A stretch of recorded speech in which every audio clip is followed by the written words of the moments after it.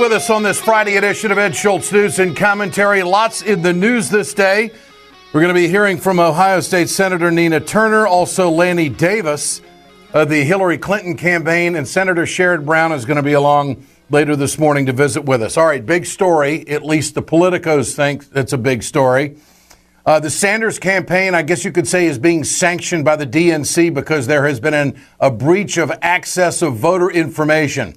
A Sanders administrative assistant has been fired from the campaign after viewing and having access to some voter information from the Hillary Clinton campaign. I don't know what it means. I don't think it's going to bring down Bernie Sanders at all. The Sanders campaign apparently had warned the DNC several months ago that the company that has been providing the data service to the DNC was not secure enough. And so now a staffer has been found looking at some voter files and voter information on the Hillary Clinton campaign. That staffer has been fired. They have put out a statement in the Sanders campaign saying that it certainly won't be tolerated, and they've taken care of it. But they also pointed out that they warned the DNC of this problem months ago. It doesn't speak at all to either candidate's character. There's a lot of things that go on into a campaign. I guess so you could say that this is Bernie Sanders' email scandal, if you want to equate it to that and be a real politico on it. For more on all of this, and also the good news out of the Sanders campaign is that they picked up two big announcements yesterday, two big endorsements, Communication Workers of America and also the Democracy for America. That was a group that was headed up some time ago and has been very active in recent years, a grassroots effort on the Democratic side that all started with Governor Howard Dean. This is Bernie Sanders reacting to the CWA endorsement, which comes from the employees who are members of CWA. I think what we are seeing is a lot of grassroots support in union after union throughout this country. But that support has not necessarily trickled up to the leadership. What I would have hoped is that unions who believe in democracy would have done what the CWA is, really create a wide open process. Now, maybe we'd win, maybe we wouldn't win, I don't know. But I think we would have won a lot more national union support. And the senator goes on and talks about how he's going to defeat Wall Street and what he's up against. Over 2 million contributions have been made to the only campaign that rejects a corrupt campaign finance system. You can't level the playing field with Wall Street banks and billionaires by taking their money. I'm Bernie Sanders, and I approve this message. Well, there's good news and bad news. For more of it all, let's go to former Ohio State Senator Nina Turner. Nina, good to have you with us. Good morning, Big Eddie. Glad to be with you. How is the campaign accepting this news in the wake of a staffer being fired and this voter data information being viewed by the Sanders campaign from the Clinton campaign? What about all that? I mean, certainly it's nothing that any campaign wants to have to say, but the campaign handled it properly. They fired the staffer. They acted swiftly. They condemned it. They said it will not be tolerated, and the actions show that they will not tolerate that kind of behavior. But as you pointed out, they did warn the DNC that there were some problems with this company. It's just very unfortunate that it has to spill out this way, and it also feeds into a conspiracy that is floating in the Democratic circles, as you know, that the game is rigged against Senator Sanders. And so, you know, the DNC is going to have to answer to that as well. But I'm hopefully all this is cleared up and that the senator's campaign can get that voter file back, because that voter file is necessary to be able to target voters and win this race. Well, that voter file, can Bernie Sanders win Iowa without access to the voter file? And for our viewers and listeners, the DNC has pretty much sanctioned the Sanders campaign. They will not have access to this voter file. How critical is that?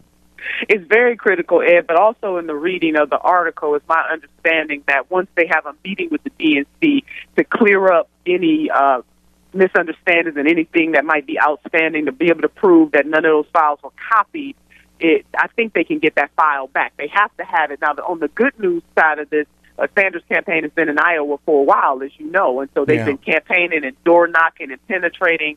So I'm hoping that this can be cleared up rather quickly, but I think the work heretofore that the campaign has done will ultimately give them what they need.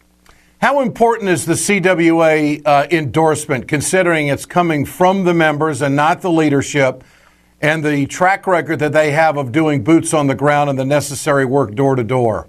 Oh, tremendous, Ed. It is very symbolic, and I agree with the senator. He hit the nail on the head. 6 weeks worth of voting. The faithful got to vote. It wasn't some top-down edict that you must support this candidate or another candidate. Senator Sanders and the other Democrats were able to compete head to head, and Senator Sanders won. 6 weeks worth of voting from the rank and file members, and they voted for Senator Bernie Sanders. I think it's tremendous. The symbol that the CWA is also sending in terms of their fundamental belief in democracy, even when it comes to their members being able to select the type of select the candidate that they want for the presidency, is absolutely tremendous. And this is a big deal, and I'm so happy for the campaign. Nina Turner with us, former state senator from Ohio, and now with the Sanders campaign. You've been doing a lot of work in South Carolina. Tell us about it.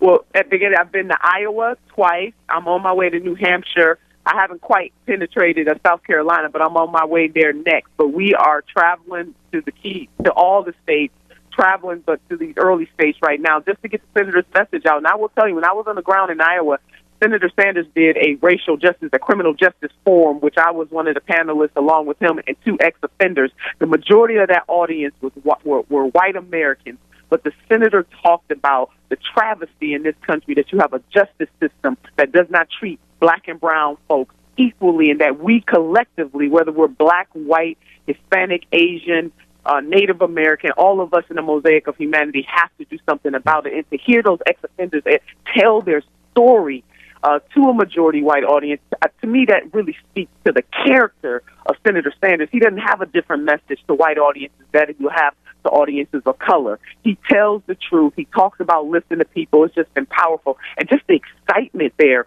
for him, especially among young folks. I mean, I got a chance to meet some young sisters who they're not even old enough to vote, Ed, but they all about feeling the burn. Whatever Senator Sanders has in terms of how he motivates the young people in this country, we need to bottle it up, because we need people to be excited and for them to get out there to vote for this democracy to work. But I am very excited about the work that we're doing. I'm on my way to New Hampshire now. I'll be there for the debate with him, and I'll be in the spin room after that, and then I'll be heading to South Carolina. Nina, what do you sense from the Sanders campaign, the rank-and-file workers? Clearly, they have to be frustrated that the Sanders campaign isn't getting anywhere near the attention nationally as Hillary Clinton or Donald Trump or anybody else on the Republican side who's running. The corporate media has really shied away from Bernie Sanders. There are surveys out there to show that he's gotten very little time on the air. Is this how much does this stick in the craw of the workers, the folks that are out there, knowing that they're for Bernie Sanders, thinking that they're not getting a fair shake? It's very frustrating, and nobody wants to think that the game is rigged, but the corporate media has locked Senator Sanders out. They barely say his name. Is that the phrase they're using? That he's been locked out? Yeah, that's the phrase, and everybody knows it. But I tell you, they are resilient, and they are not letting this hold them back. They know that we have to use alternative forms of media, use social media in a deeper way. Programs like yours, thank you for talking about Senator Sanders and his message. But we gotta play the game. You know, urban poet Tupac once said, "Don't hate the player, hate the game."